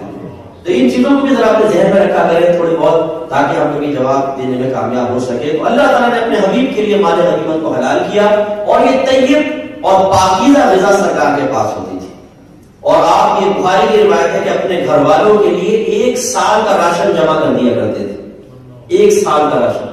حضرت عمر فاروق رضی اللہ تعالیٰ عنہ حدیث کے راوی ہیں۔ اب آپ کو 1 سال کا راشن، کیا اللہ کا توکل نہیں تھا؟ میرے آقا صلی اللہ علیہ وسلم سے زیادہ بڑھ کر کون توکل کرنے والا ہوگا؟ سرکار جمع فرماتے تھے کہ قربان جائیے آپ کی تربیت پر اثر کا اثر۔ میری والدہ سیدہ عائشہ صدیقہ رضی اللہ تعالیٰ عنہ فرماتی ہے کہ سرکار کے گھر میں کبھی ایسا نہ ہوا کہ ہم نے 3 دن ایسے گزارے ہو کہ پیٹ بھر کر کھانا کھایا ہو۔ پھر فرماتی ہم کھا سکتے تھے لیکن ہم صدقہ کر دیا کرتے تھے۔ تو سرکار پہ جو نام رکھنا لازم تھا ازواج کے سلسلے میں، کیونکہ زیادہ ازواج تھی نا، اس لیے سرکار جمع کر دیتے، اور ازواج کا معاملہ کیا تھا؟ صدقہ کرتے۔ اور میری والدہ سیدہ عائشہ صدیقہ رضی اللہ تعالیٰ عنہ کی ضمن میں آپ کو بتاؤں کہ تربیت کا اثر دیکھیں نا، بعض کہتے ہیں کہ یہ عورت اگر نبی کی زیر تربیت میں رہے تو اس کی اصلاح نہیں ہوتی، اتنے بے وقوف انسان ہو۔ میری والدہ تو وہ ہے جو قیامت تک کائنات کی عورتوں کی تربیت کرتی رہے گی، وہ عالمہ ہے، صدیقہ ہے، طیبہ ہے، طاہرہ ہے، مجتہدہ ہے، بہترین مفتیاں ہیں۔ سبحان اللہ۔ تو میری والدہ سیدہ عائشہ صدیقہ رضی اللہ تعالیٰ عنہ جب کسی فقیر کو صدقہ کرتی تو اپنے خادم کو کہتے ذرا پیچھے جا کر سنو یہ ہمیں کیا دعائیں دے رہا ہے، تو واقعی بتاتا کہ یہ آپ کو دعا دی ہے، تو آپ فوراً وہ دعائیں اسے دیتی اور فرماتی میں چاہتی ہوں کہ اس کی دعا کا بدلہ میری دعا بن جائے اور میرا صدقہ خالصتاً اللہ کی بارگاہ میں پہنچے۔ یہ ہمارے بزرگوں کی سوچ ہے۔ تو میرے آقا صلی اللہ علیہ وسلم کے مال غنیمت کو حلال کیا گیا۔ پھر آگے سرکار نے مزید ارشاد فرمایا کہ جعلت لی الارض مسجدا وطہورا، کہ اللہ تبارک و تعالیٰ نے میرے لیے پوری زمین کو مسجد بنا دیا، سجدہ گاہ بنا دیا، وطہورا اور پاک کرنے والا بنایا۔ اس چیز کو اچھی طرح سمجھ لیجیے کہ مسجد سرکار فرماتے ہیں اللہ نے پوری زمین کو میرے لیے مسجد بنایا۔ مسجد کا مطلب سجدہ کرنے کی جگہ۔ پہلی امتوں کے لیے سختی یہ تھی بشمول انبیاء علیہ السلام کی وہ مخصوص عبادت گاہوں میں جا کر ہی عبادت کیا کرتے تھے، لیکن اللہ تبارک و تعالیٰ نے جب اپنے حبیب کو بھیجا تو رحمت للعالمین آئے اور ساتھ میں عذاب آئے۔ یہ کیسے ہو سکتا ہے؟ سرکار تشریف لائے رحیم اور کریم، جہاں جمال ہی جمال ہو وہاں تنگی کے ساتھ آتے، یہ کیسے ہو سکتا ہے؟ تو عذاب کو اللہ نے یہ کہہ کے اٹھا دیا ما کان اللہ یعذبہم وانت فیہم، اے حبیب اللہ کی شان نہیں کہ آپ ان کے درمیان موجود ہو اور اللہ تعالیٰ کی کوئی اجتماعی عذاب میں مبتلا فرما دے، نہیں، ان کو بے خوف کر دیا گیا ہے عذاب سے۔ اور پھر تمام احکام میں نرمی، تو اب ہمارے لیے آسانی ہے پوری زمین پہ جہاں چاہے سجدہ کریں۔ اس لیے یہ بھی یاد رکھیے کہ اس حدیث کو ہی آپ لے لیں، اگر آپ کسی جگہ پہ نماز پڑھنا چاہتے ہیں اور وہاں پر کوئی گندگی وغیرہ آپ کو بظاہر نظر نہیں آ رہی تو یاد رکھیے کہ زمین کی اصل یہ ہے کہ وہ پاک ہوتی ہے، ٹھیک ہے نا، کوئی اسمیل وغیرہ نہیں آ رہی، کوئی نجاست کا وجود نظر نہیں آ رہا، تو اس زمین کو پاک ماننا واجب ہے۔ تو اس سے جواب بھی حاصل ہو گیا۔ بعض بھولے بھالے ہمارے بھائی ہوتے ہیں کہتے ہیں جی آپ جب آپ موٹر وے وغیرہ پہ سفر کر رہے ہیں تو سروسز پہ رک جائیں اور وہاں پر نماز پڑھ لیں، تو کہتے ہیں صاحب پتہ نہیں روڈ پاک ہے کہ ناپاک؟ تو جواب یہ میرے آقا نے فرمایا اللہ نے پورے زمین کو میرے لیے مسجد بنا دیا ہے۔ جب اللہ تعالیٰ مسجد بنائے تو پاک جگہ پر ہی سجدہ ہو سکتا ہے، اس کا مطلب پوری زمین کو اللہ نے پاک کر دیا ہے۔ ناپاک وہی ہوگی جس پر اپنی آنکھوں سے آپ نجاست گرتے ہوئے دیکھ لیں، یا کوئی انتہائی نیک پرہیزگار متقی شخص جس کو شرعی اصطلاح میں عادل کہتے ہیں وہ آپ کو بتائے کہ یہ جگہ میں نے ناپاکی گرتے ہوئے دیکھی تھی، ناپاک ہے، آپ اس میں نماز نہ پڑھے، تو وہ ایک غلط بات ہے، ورنہ تمام پورے زمین پاک، آپ اس میں پاک نماز پڑھ سکتے ہیں۔ اور سرکار نے فرمایا طہورا، اور اللہ تعالیٰ نے پوری زمین کو میرے لیے پاک کرنے والا بنا دیا ہے، پاک کرنے والا بنا دیا۔ طہور کا مطلب ہوتا ہے جو بار بار پاک کرے، تو گویا کہ سرکار اشارہ فرما رہے اس طرف کہ پانی مل جائے تو سب سے بہتر ہے، تو وہ اصل ہے، لیکن اگر پانی نہ ملے تو اللہ نے میرے لیے زمین کو طہور بنا دیا ہے، آپ مٹی سے بھی تیمم کر سکتے ہیں۔ تو یہ وضو کا آلٹرنیٹ ہے، سمجھ لیجیے، اس سے میرے وہ بھائی بہن بھی سبق حاصل کرے تو یہاں سے ہندوستان یا پاکستان جاتے ہیں تو ہوائی جہاز میں بیٹھ کے بالکل چھوٹے سے بچے بن جاتے ہیں، ملنے سے جو کچھ نہیں پتا، تو سب کیسے نماز پڑھے گا، وضو کیسے پڑھے، استقبال قبلہ کیسے ہوگا، اور ہم کیسے سیٹ پہ بیٹھ کے نماز پڑھ لیں۔ ماشاءاللہ بڑے بھولے والے ہیں، عمر کتنی ہے؟ 45 سال، ابھی تک آپ کو 45 سال یہی نہیں پتہ چلا حضرت کہ نماز کیسے پڑھنی ہے، آپ کو جہاز میں سینکڑوں سفر آپ نے کر لیے۔ اگر آپ کی گورنمنٹ آف برطانیہ اعلان کرتے جو جہاز میں ایک نماز پڑھے گا اس کو 1000 پاؤنڈ ملیں گے، اب آپ دیکھیں کیسے معلوم کریں گے حضرت کے پاؤں لگائیں گے، حضرت ذرا کچھ نماز کا طریقہ تو بتائیے، جہاز میں نماز کیسے پڑھی جاتی ہے۔ اب ہم اتنے بھی بے غربت نہیں ہے کہ اللہ کی نعمت دکھائیں ہم جہاز میں نماز نہ پڑھیں، لاہور والا قوت ہمیں سکھائیے، اب وہ 1000 پاؤنڈ ہمیں سیکھنے میں مجبور کر دے گا۔ اور ویسے ہم جہاز میں بیٹھتے ہیں تو اس وقت تک جاگتے رہتے ہیں جب تک کھانا نہیں آتا، کھانا کیوں نکل نہ جائے۔ اب کھانا کھانے کے بعد پھر آنکھ میں نشہ آتا ہے، تھوڑی میٹ سے چڑھتی ہے، براؤنی کہتے ہیں اچھا یار انشاءاللہ میں تھوڑی دیر ملاقات ہوتی ہے، ملتے ہیں تھوڑے بریک کے بعد، اور پھر وہ چادر اوڑی کمبل اوڑا اپنے سو گئے آرام سے، کیونکہ نیت یہ ہے کہ تمام نمازیں قضا کر کے گناہ کبیرہ کا مرتکب ہونا ہے، وہاں جا کے نمازیں پڑھنی، یہ غلط ارادے اور غلط اعتقاد ہے۔ ہمارے سرکار کتنا پیارا اشارہ فرما رہے ہیں کہ اللہ تعالیٰ نے پوری زمین کو تمہارے لیے پاک کرنے والا بنا کر بھیجا ہے۔ تو ایک تو جب آپ پاکستان ہندوستان جائیں، آپ انٹرنیٹ پہ سرچ کر لیں کہ آپ کی فلائٹ کس کس سٹی سے کس وقت سے گزرے گی، اس وقت نمازوں کے اوقات نکال لیں تو آپ کو پتہ چل جائے گا کہ اس وقت میں اس سٹی سے گزر رہا ہوگا اور اس وقت یہاں پہ ظہر کا وقت ہوگا۔ یہ ایک نقشہ پہلے بنا لیں، تو آپ کو پورا پتہ چل جائے گا کہ کس سٹی سے ہم گزر رہے ہوں گے اس وقت، اور اس وقت مجھے ضرورت پڑ رہی ہے، اس وقت اثر پڑ رہی ہے، ٹھیک ہے، یہ آپ کے سامنے آ جائے گا۔ دوسرا ایک پتھر رکھ لیں چھوٹا سا، میں تو الحمدللہ ایسے ہی کرتا ہوں، اپنے بیگ میں پتھر رکھتا ہوں۔ ہمارے امام اعظم ابو حنیفہ رضی اللہ تعالیٰ عنہ کے نزدیک جو اللہ نے ارشاد فرمایا فَتَيَمُّمُوا صَعِيدًا طَيِّبًا، کہ تم پاک مٹی سے تیمم کرو، تو آپ ارشاد فرماتے ہیں صعیدن سے مراد زمین کی جنس ہے، جو بھی چیز زمین کی جنس سے ہو، اور زمین کی جنس سے وہ شے ہوتی ہے جس کو آگ پر آپ گرم کریں تو نہ جلے نہ پگھلے، اسے کہتے ہیں زمین کی جنس سے۔ اس میں پتھر بھی آ گیا، تو امام اعظم فرماتے ہیں کہ اگر کوئی پتھر سے تیمم کر رہا ہو تو اس پر گرد و غبار یا مٹی وغیرہ کا ہونا ضروری نہیں ہے۔ ایک چکنا سا چھوٹا پتھر رکھ لیں، اس کا طریقہ بھی ہوگا جیسے آپ جہاز میں بیٹھے ہوئے ہیں، کس دن جب وضو خانے کے بعد ہوتا ہے ریز میں ہوتے ہیں سب کچھ، وہ واش روم وغیرہ میں تو گندگی بھی ہو سکتی ہے، اگرچہ جب تک ہمیں نظر سے نہ آئے ہم اس کے حکم نہیں لگا سکتے، لیکن بہرحال یہ عذر بن سکتا ہے کہ آپ کو وضو کرنا بڑا پرابلم ہوتا ہے، ہر ایک پاؤں بھی اٹھا سکتا ہے اور نہیں ہو سکتا ہے، تو آپ وہ پتھر پاس رکھیں۔ سب سے پہلے پاکی کی نیت کریں، نیت دل کے پختہ ارادے کو کہتے ہیں کہ اللہ تعالیٰ میں تیری رضا کی خاطر تیمم کر رہا ہوں یا پاک ہو رہا ہوں۔ اس کے بعد اس پتھر کو اپنے دونوں ہاتھوں سے اچھی طرح ملیں، رکھ دیں۔ نیت شرط ہے، پھر دو فرض ہوتے ہیں بس۔ پہلا پورے چہرے کا مسح کرنا، جہاں تک ہمارے بال جمتے ہیں یہاں سے لے کر تھوڑی کے تھوڑا نیچے تک، یہ پورا چہرہ ہے۔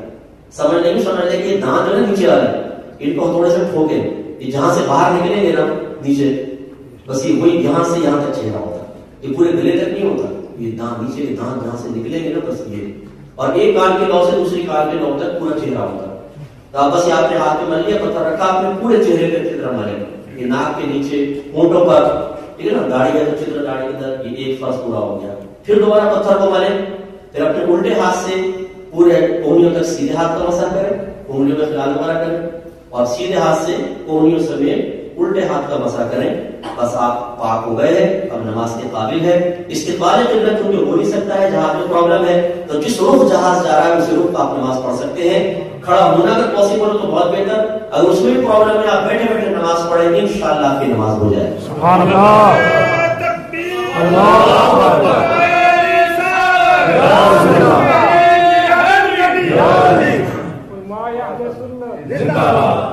تو پوری زمین مسجد بھی ہے اور قبول بھی ہے، لہذا یہ کوئی عذر نہیں ہے کہ میں ہم موٹر وے پہ سفر کر رہے ہیں کہ کیسے نماز پڑھیں، اس سفر سے اتر کے پڑھیں نا، اور یہاں چونکہ اترنا ممکن ہے، یاد رکھیں اگر سروسز درمیان میں آ رہی ہوں تو پھر گاڑی میں بیٹھے بیٹھے نماز نہیں ہوگی، اتر کے پڑھنی پڑے گا، تو وہاں پہ آپ کوئی کپڑا اپنے ساتھ رکھیں، ایک مسلح رکھ لیں گاڑی کے ٹی وی کے اندر پرماننٹ، وہ وہی سفر کے لیے۔ اب بعض بار وہ ملتا نہیں ہے تو بولتے ہیں ٹھنڈی زمین پہ کیسے پڑھ رہے بھائی، پڑھتے ٹھنڈی زمین پر، میرے آقا صلی اللہ علیہ وسلم سے ثابت ہے کہ آپ نماز پڑھا رہے ہیں اور بارش ہو گئی تو آپ نے کیچڑ میں سجدہ فرمایا ہے، میرے آقا صلی اللہ علیہ وسلم اتنے عارضی پسند تھے، اور کچھ بچھاتے بھی نہیں تھے کپڑا، گرمی کے اندر بھی سرکار سے زمین پہ سجدہ فرمایا کرتے تھے، جس میں شرم کی کیا بات ہے، اور اگر ٹھنڈ بھی لگے گی تو اللہ کے لیے برداشت کر لے تو انشاءاللہ سر پر ثواب ملے گا۔ تو پوری روئے زمین کو میرے سرکار فرما رہے ہیں، اور اس کو دیگر انبیاء علیہ السلام پر وجہ فضیلت قرار دے رہے ہیں کہ دیگر انبیاء علیہ السلام کو یہ انعام نہیں ملا کہ پوری مسجد پوری زمین پر جہاں چاہے عبادت کر لے اور جہاں چاہے اس سے پاکی حاصل کر لے، یہ صرف اللہ نے مجھے عطا فرمایا ہے، اور جو اتنی یکتا چیز اللہ نے اپنے حبیب کو عطا فرمائی، اس امت کو اس یکتائی سے فائدہ اٹھانے اور اس انفرادی شے سے فیضیاب ہونے کی فرصت نہ ہو، اس کے احکام سیکھنے کی فرصت نہ ہو، یہ غلط ہے۔ کہ میرے آقا صلی اللہ علیہ وسلم نے مزید فرمایا کہ وہ ارسلت الی الخلق کافہ، اللہ تبارک و تعالی نے مجھے تمام مخلوق کے لیے رسول بنا کر بھیجا۔ ایک اور روایت میں سرکار نے فرمایا ہر نبی کسی خاص قوم کی طرف بھیجا گیا، لیکن اللہ تبارک و تعالی نے مجھے تمام مخلوق کا نبی بنا کر بھیجا ہے۔ ایک روایت میں شاہ فرمایا کہ ہر نبی کو انسان اور جن کے علاوہ ہر مخلوق پہچانتی بھی ہے، صرف انسان اور جن کو آزمائش میں رکھا ہے کہ انہیں پہچاننا ہوتا ہے، پھر نبی پہ ایمان لانا ہوتا ہے، ورنہ درخت چرندے پرندے درندے جاندار اشیاء بے جان سب نبی کو پہچانتے ہیں، سب نبی کی نبوت کا اعتراف کرتے ہیں۔ میرے آقا صاحب فرماتے ہیں کہ ارسلت الی الخلق کافہ، خلق بمانے مخلوق ہے، اور مخلوق اسے کہتے ہیں جس کو پیدا کیا گیا ہو، تو گویا کہ میرے آقا نے اشارہ کر دیا کہ مخلوق کا اطلاق یہ لفظ جس پر بولا جائے گا وہ جاندار ہو یا بے جان، اللہ تبارک و تعالی نے مجھے سب کا رسول بنا کر بھیجا ہے۔ گویا کہ آپ درختوں کے بھی رسول ہیں، آپ پرندوں کے بھی رسول ہیں، انسانوں کے بھی رسول ہیں، تمام کے رسول ہیں، اور پہچان کی مخلوقات آپ نے روایت سنی ہوگی، ایک اونٹ تھا تو بدک گیا، صحابہ نے آ کر سرکار سے عرض کیا صلی اللہ علیہ وسلم اونٹ ہے وہ بدک گیا ہے، سب کو کاٹ رہا ہے، تو آپ کچھ کیجئے، تو میرے آقا صلی اللہ علیہ وسلم تشریف لے گئے۔ اس سے بھی پتہ چلتا ہے کہ صحابہ کرام جب کسی معاملے میں عاجز ہو جاتے تھے تو ان کو پتہ تھا کہ ایک ذات اس روئے زمین پر ہے جو ہماری حاجت روائی کر سکتی ہے، وہ ہمارے سرکار صلی اللہ علیہ وسلم۔ کیونکہ سرکار نے کبھی جواب میں صحابہ کرام کو التجا کی اور جواب دیے نہیں، کہا کہ مجھ سے کیوں کہہ رہے ہو، اللہ سے کہو نا، وہ اللہ کا امور ہے یا میرا ہے، وہ اللہ کی مخلوق ہے یا میری ہے، اللہ تبارک و تعالیٰ اس کے قلب پر ڈالے گا، اللہ تعالیٰ اس کو سنبھالے گا، دعا کرو۔ نہیں، میرے آپ نے کہا چلو۔ اب گئے تو وہ ایک باغ کے اندر تھا، اس کے چاروں طرف باڑ لگی ہوئی تھی، سرکار اندر جانے لگی تو کسی نے کہا رسول اللہ احتیاط سے جائیے گا، اس لیے کہ سب کو کاٹ رہا ہے۔ میرے سرکار مسکرائے، وہ راز جو بھی اس شخص پر منتشر نہیں ہوا تھا، اس کے انکشاف کا وقت آیا، سرکار آگے گئے، جیسے اونٹ نے دیکھا اس نے اپنے ہمدرد کو دیکھا، اپنے پیار کرنے والے کو دیکھا، اللہ تبارک و تعالیٰ نے اونٹ کے قلب میں بھی الہام فرمایا تھا کہ اب وہ ذات آ گئی ہے جو تیری حاجت روائی کرے گی، جو تیری مشکلات کو حل کرے گی۔ آج انسان قدموں میں گرنے میں شرم و حیا محسوس کر رہا ہے، وہ اونٹ آیا تیزی کے ساتھ اور اپنا سر سرکار کے قدموں میں رکھ دیا۔ تکبیر، اللہ اکبر، شان مصطفیٰ، وہ سردر ہو گیا، میرے سرکار صلی اللہ علیہ وسلم نے اس کو اٹھایا اور اپنے سینے کے ساتھ لگا لیا۔ معلوم ہوا کہ جو سرکار کے سامنے عاجزی کا اظہار کرتا ہے، جھکتا ہے، میں نہیں کہہ رہا ہوں کہ آپ سجدہ کریں، مراد ہے کہ وہ عاجزی کا اظہار کرتا ہے، میرے آقا صلی اللہ علیہ وسلم اس کو سینے سے لگایا کرتے ہیں۔ سرکار نے فرمایا کہ اس باپ کا مالک کون ہے؟ بلایا گیا، سرکار نے فرمایا اس اونٹ نے ہم سے شکایت کی ہے کہ تم اس سے کام زیادہ لیتے ہو اور چارہ کم لیتے ہو، اس وجہ سے یہ طیش میں ہے۔ اس نے پھر توبہ کی معافی مانگی اور اس نے اپنے کو سنبھالا۔ ایسی میں سرکاری راستے سے جا رہے تھے، ایک اونٹ آیا اور صحابہ کہتے ہیں کہ وہ سرکار کے قدموں میں اپنا منہ رکھ کے ایسے رونے لگا جیسا بچہ ماں کے پاس روتا ہے، بلکتا ہے، وہ رونے لگا۔ میرے آقا نے اپنے پیار بھرا ہاتھ اس کے سر پر پھیرا، اس کے سر پر اٹھایا، قریب کیا، میرے وہ نبی جنہوں نے کبھی کسی استاد سے اونٹ کی بولی نہیں سیکھی، اللہ تبارک و تعالیٰ نے جب نبی کو تمام مخلوق کے لیے بھیجا ہے تو ہر مخلوق کی بولی بھی سکھا کر بھیجی ہے۔ اونٹ نے فریاد کی، میرے آقا نے سماعت فرمائی۔ سرکار نے فرمایا اس کا مالک کہاں ہے؟ اسے بلایا گیا، فرمایا اس نے ہم سے فریاد کی ہے، یہ کہتا ہے یا رسول اللہ جب تک میں جوان رہا میرا مالک مجھ سے خدمت لیتا رہا، اب میں بوڑھا ہو گیا ہوں تو مجھے ذبح کرنا چاہتا ہے، آپ سفارش کر دیں کہ میرے ساتھ ایسا نہ کریں۔ سرکار نے فرمایا ہماری اس کے حق میں سفارش قبول کرو، اس کو چھوڑ دو۔ اس نے کیا سمجھا؟ آپ کا حکم میرے سراغوں پر، میں نے اس کو آزاد کر دیا، یہ چلے کھائے پیے۔ جو اونٹ اتنی سمجھداری کا مظاہرہ کرے کہ سرکار کے قدموں میں سر رکھ کر وقتی طور پہ ذبح سے نجات پا جائے تو ہم تو اشرف المخلوقات ہیں، ہم کیوں نہ سرکار کا دامن رحمت تھام لیں اس یقین کے ساتھ کہ جو نبی اونٹ کو نجات دلوا سکتے ہیں انشاءاللہ وعدہ الہی سے ہمیں بھی نجات دلوا کے جنت میں لے کر جائے۔ تو ہم نے تو اپنے سرکار کا دامن تھام لیا ہے، وہ نبی ہے۔ تو میرے آقا صلی اللہ علیہ وسلم نے مزید فرمایا کہ میں ان درختوں ان پتھروں کو جانتا ہوں جو میرے اعلان نبوت سے پہلے مجھے سلام کیا کرتے تھے۔ ایک عربی سرکاری خدمت میں آئے، اگر آپ مجھے ایک معجزہ دکھا دیں تو میں آپ پر ایمان لے آؤں گا۔ سرکار نے فرمایا کیا دیکھنا چاہتے ہو؟ کمال تو یہ ہے نا، کیا دیکھنا چاہتے ہو تم بتاؤ۔ اس نے کہا کہ انہوں نے دیکھا درخت نظر آیا، کہنے لگا یہ درخت آپ کے پاس چل کر آ جائے نا تو میں آپ پر ایمان لے آؤں گا۔ جواب میں سرکار نے یہ فرمایا کہ یہ تھوڑا مشکل کام ہے، درخت عادی طور پہ کہاں چلتا ہے؟ کوئی اونٹ کو اشارہ کروں وہ آ جائے، کسی گھوڑے کو بلاؤں وہ آ جائے، کسی اور چیز کو بلاؤں میں تیار ہوں۔ نہیں، میرے آقا صلی اللہ علیہ وسلم نے فرمایا کہ عربی تو جا اور اس درخت سے کہہ کہ تجھے اللہ کے رسول نے بلایا ہے۔ وہ گیا اور اس نے جا کر کہا کہ تجھے اللہ کے رسول نے بلایا ہے۔ درخت دائیں ہوا، بائیں ہوا، پوری قوت سے جڑیں نکالی اور صحابہ کہتے ہیں اپنی آنکھوں سے دیکھا کہ وہ چلتا ہوا آیا اور سرکار کے قدموں میں سجدہ ریز ہو گیا۔ سبحان اللہ، سرکار نے اللہ اکبر، سرکار نے شرابی سے پھر فرمایا اسے کہو کہ تجھے اللہ کے رسول حکم دیتے ہیں کہ واپس چلے جا۔ اس نے یہی کہا، درخت پھر چل کر گیا، اپنی جڑیں زمین میں ڈالی اور ویسے ہی کھڑا ہو گیا۔ اور عربی نے کلمہ پڑھا، مسلمان ہو گئے۔ یہاں پر انہوں نے دو باتیں بڑی پیاری بات بیان فرمائی، ایک تو یہی کہ ہر مخلوق ہمارے نبی کو پہچانتی ہے، وہ درخت کی پہچان کرتا ہے کہ رسول نے بلایا ہے، کیوں نہ چل کر آتا، اس کی تو قسمت کی میراث تھی، سرکار صلی اللہ علیہ وسلم نے بلایا ہے، وہ تو اگر دوبارہ نہ بھی لگتا تو اپنی جان سرکار کے فرمان کو قربان کر دیتا۔ اور دوسری بات یہ ہے، علماء فرماتے ہیں کہ ذرا غور کریں کہ اگر وہ کافر از خود جاتا اور کہتا ہے درخت مجھے اللہ کے رسول نے بلایا، کیا درخت آتا؟ کبھی بھی نہیں۔ اس کا مطلب یہ ہوا کہ درخت شرعی اعتبار سے بے جان ضرور ہے، لیکن اگر ایک کافر بھی خبر دے تو وہ پہچان لیتا ہے کہ یہ میرے نبی نے کہا ہے کہ نہیں کہا ہے۔ سبحان اللہ، اتنا مضبوط شعور اللہ نے اس کو عطا فرمایا ہے۔ اگر وہ کافر خود کہتا تو کبھی بھی نہ آتا، لیکن جب اس عربی نے نبی کی کلمات کو زبان سے ادا کیا تو درخت نے فوراً یہ شعور حاصل کر لیا۔ اللہ نے اس کو شعوری بلوغت سے نواز دیا کہ یقیناً ہی میرے نبی نے فرمایا اور حکم کی تعمیل کے لیے آ گیا۔ اس سے انہوں نے نتیجہ نکالا ہے اللہ اکبر یا رسول اللہ یا نبی۔ اس سے علماء نے ایک نتیجہ نکالا ہے، اور یہ میں شاید نے پہلے بھی کبھی آپ کو بتایا ہو کہ بعض اوقات میں بزرگوں سے کہتے ہیں جو واقعی بزرگ ہیں، واقعی بزرگ ہیں۔ آج کل تو جو گدی نشین ہے وہ بزرگ ہے، حالانکہ ہر پیر اس طرح کا بزرگ نہیں ہے۔ ایک سکھ فراڈی ہے، وہ جھپی والی سرکار کی شاید آپ نے ویڈیو دیکھی ہو، وہ جھپیاں پا رہا ہے، مطلب عورتوں کے ساتھ جو دھمالے کر رہے ہیں، الٹی سیدھی حرکتیں کر رہے ہیں۔ میں انڈیا گیا تو ایک پیر صاحب چرس پی رہے تھے، تو مریدین سے پوچھا کہ پیر صاحب چرس پی رہے ہیں؟ میں نے کہا آپ کو نہیں پتا کہ پیر صاحب چرس پیتے ہیں دنیا سے ذہن ہٹ جاتا ہے، اللہ سے مل جاتا ہے۔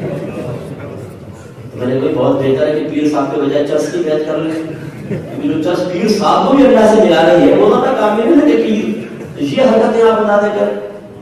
تو ایسا نہیں، پیر کامل ہیں جو واقعی ہمارے سروں کے تاج ہیں، جنہوں نے اس عزت کی اس مذہب کی لاج رکھی ہے، عزت رکھی ہے، نہ کہ فراڈی لوگ۔ وہ اگر آپ کو کوئی وظیفہ دے، پھر صاحب کچھ دیجیے، حضرت بڑی پریشانی، انہوں نے کہا درود شریف پڑھو، حضور یہ تو میں پہلے پڑھ رہا ہوں۔ ارے بھائی فرق ہے، پہلے آپ اپنی زبان سے پڑھ رہے تھے، ان کی اجازت کے بغیر پڑھ رہے تھے، اب ان شیخ نے کہا ہے، اس پیر کامل نے کہا ہے، اس اللہ کے نیک بندے نے کہا ہے، اب آپ پڑھیں گے تو اس کی تاثیر میں فرق ہوگا۔ جیسے میں نے آپ کو سمجھایا کہ وہ عربی خود جا کر کہتا درخت جو رسول نے بلایا کبھی بھی نہ آتا، لیکن اب اس نے وہی کلمات اللہ کے نبی کے کہنے کے بعد کہے ہیں تو اللہ نے برکت اور تاثیر پیدا کر دی ہے اور درخت چل کر آپ کے پاس آیا۔ سبحان اللہ۔ اس لیے اگر بزرگ کوئی وظیفہ وغیرہ دے تو کبھی ایسا نہ کریں کہ آپ اس کو رد کر دیں، بلکہ آپ لیں اور اس کو اختیار کر پھر اس کی برکات دیکھیں کہ اللہ تبارک و تعالیٰ کتنی برکات سے نوازتا ہے۔ اور آخری بات سرکار نے فرمایا کہ ختم بی النبیون، اللہ تبارک و تعالیٰ نے میرے سبب نبیوں کو ختم فرما دیا۔ تو نبیوں کو ختم فرما دی، لفظی ترجمہ اس کا مطلب ہے کہ معاذ اللہ کے تمام نبی ختم ہو گئے، ان کی نبوت سلب ہو گئی، ایسی بات نہیں۔ کہنے کا مطلب یہ ہے کہ جب اللہ تعالیٰ نے مجھے بھیجا تو بس اب سلسلہ نبوت ختم ہو گیا ہے، اب نبیوں کی آمد کا سلسلہ منقطع ہو گیا ہے۔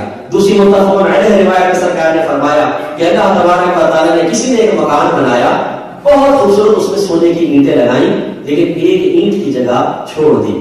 تو لوگ جو نظارہ کرنے آئے ہیں وہ متعجب ہو کر اس کے گرد گھومتے ہیں اور اس کی خوبصورتی پر تعجب کرتے ہیں، لیکن پھر کہتے ہیں کہ ایک اینٹ کیوں چھوڑ دی گئی ہے؟